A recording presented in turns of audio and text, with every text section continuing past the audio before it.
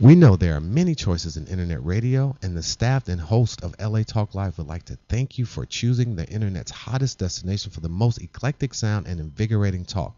This is LA Talk Live. We are more than just talk.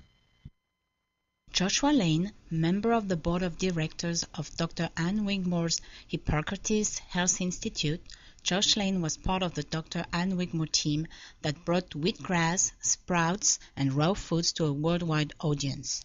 And now the host of Here's to Your Health on LA Talk Live, Joshua Lane.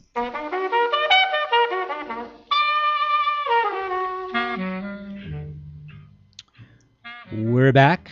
Thank you for tuning in to this edition of Here's to Your Health on the LA Talk Live Transmedia Network. I'm your host, Joshua Lane. And our first guest is an Olympic athlete, Kristen Buchanan, who has an interest in nutrition and wellness and athletics, and decided that she would produce a bar that she was comfortable eating that had good ingredients. And so we have Kristen Buchanan on Here's to Your Health today. Welcome to Here's to Your Health. Morning, Josh. Happy to have you here. Thank you. What was your sport? Field hockey. You played field hockey on the U.S. Olympic team. I did. What years?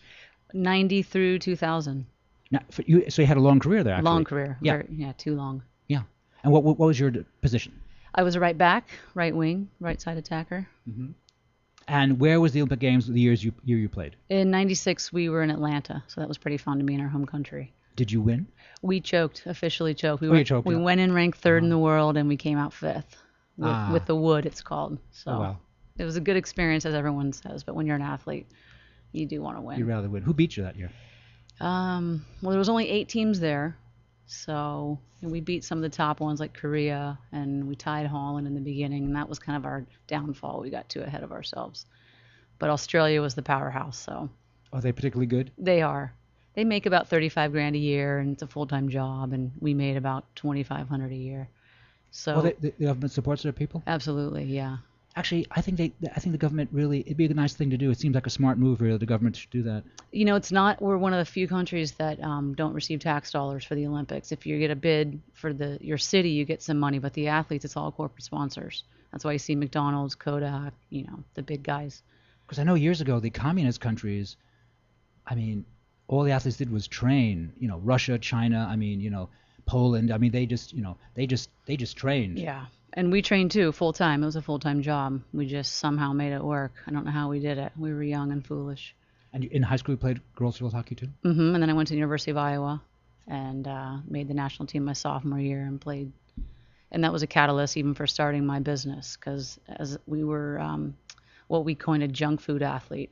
The Powerade, the power bars, that kind of junk, just tons of sugar, and it was all about low fat, high carb. More looking at food in the terms of the numbers, not the ingredients. And you had a sense that was not correct? Absolutely did not have a sense. Oh, you didn't? Not then. Not until I got a full-blown autoimmune disease at around age 35. Older and wiser.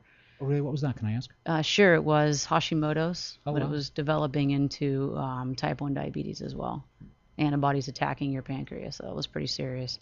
That really was the catalyst for getting me serious about food and realizing that it had a big role in our health. And in retrospect, why would you, an athlete, someone who's always probably been very careful with herself, why would you get Hashimoto's at age, in your mid-30s? I've done a lot of research on leaky gut, and it's a epidemic going on right now, autoimmunity. Mm-hmm. I think about 9 million people have cancer, 22 million have heart disease, 50 million have autoimmunity in our country. I did not know that. Yeah, it's pretty staggering, and that's where this whole gluten thing is coming from as well. So I sort of had the perfect storm in my life. High intensity exercise is a lot of stress, and then a lot of sugar, a lot of stress as well. And then they also say chronic viruses can lead to leaky gut.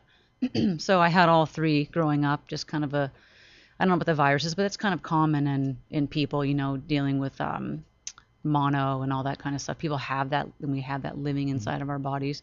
So I learned that from my doctor of Chinese medicine. But sort of having all three of those things happen and just eating the junky food that we ate, and we were fit. We were Olympic athletes. Right. Just trim and fit, and that's how we have really defined health in this country, by how you look. But I was a perfect example of, I think a lot of people do. Well, you got the exercise part right. Exercise is really good for us, so you were doing that. And also as an Olympic athlete, I'm assuming now you weren't drinking, you weren't smoking, you weren't doing anything foolish, because you, as an athlete, you figure, I can't do that, and you don't even want to as an athlete, right? Sure. I mean, we were, young kids too, but no, that was a very limited part of our life, if at all. Right. We were constantly on the verge of being cut, and every day was a tryout. You had to Right. maintain your place.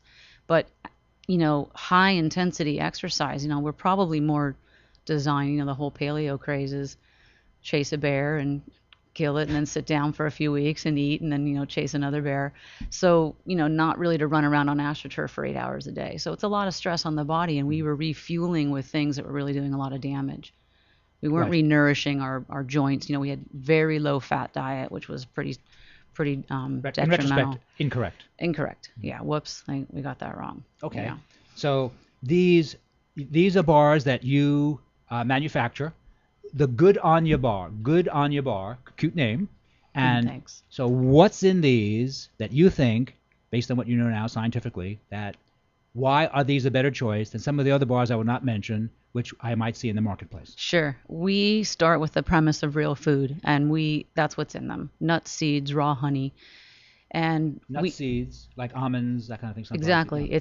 You could literally make our bar in your kitchen. And if you pick Oh, up good. a lot of packaged foods, you would need a lab. And so Yes. right there, that just gives you a pretty basic understanding of what we're about. And we feel like there's so many diet crazes out there, and people being dogmatic with diets, vegan, raw, paleo, all this stuff. Right.